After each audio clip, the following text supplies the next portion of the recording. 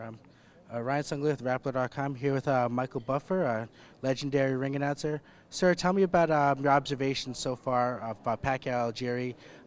We saw them step on the scales. What are your impressions heading into the fight?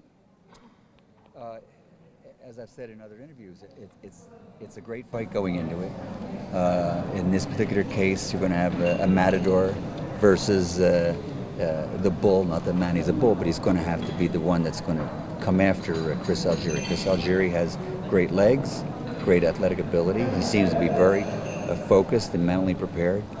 But Freddie Roach, the Hall of Fame trainer for Manny Pacquiao, thinks that Manny is in the best shape of his life, and he thinks he's even stronger than he's ever been. So I think we're looking at a great fight and a great opportunity for whoever wins it to move on to even bigger and better things. You've always yourself been a very dapper gentleman. Looking at, we got a chance to see these two fighters show other sides of their personalities. Could you comment on their style, their press conference attire? They were both very well dressed. Who would you say has the better style between the two? Oh, that's hard to say.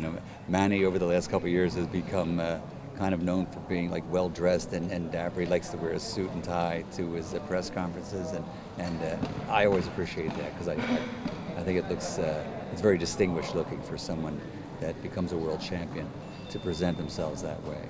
And Chris Algieri is the same way. He's tall and slim and gives that look of a well-dressed man. You see pictures of him like at the last press conference with a nice suit and tie on. So maybe we'll see more younger people starting to dress up when they look at these two champions. Mm-hmm. And sir, tell me about Manny Pacquiao. You've been around him for a long time.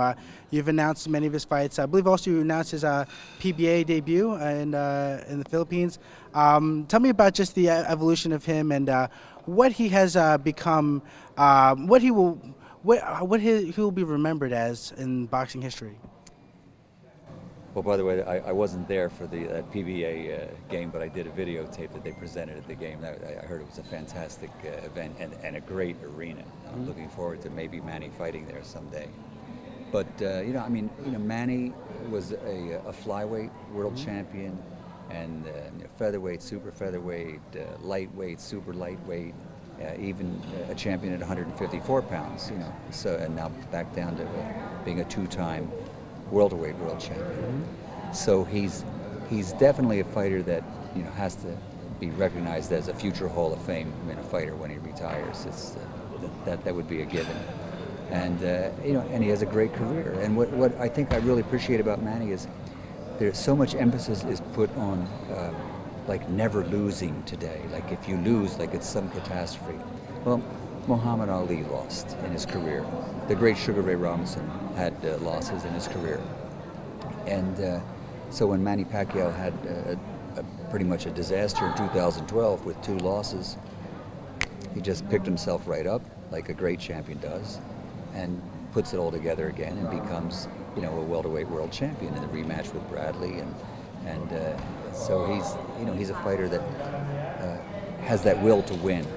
He doesn't let things stop him or be a barrier, and doesn't listen to what the press may have to say after he has a loss. He just collects himself and becomes a champion again. And that's what makes a great champion, the ability to face a disaster almost when he was knocked out by Marquez.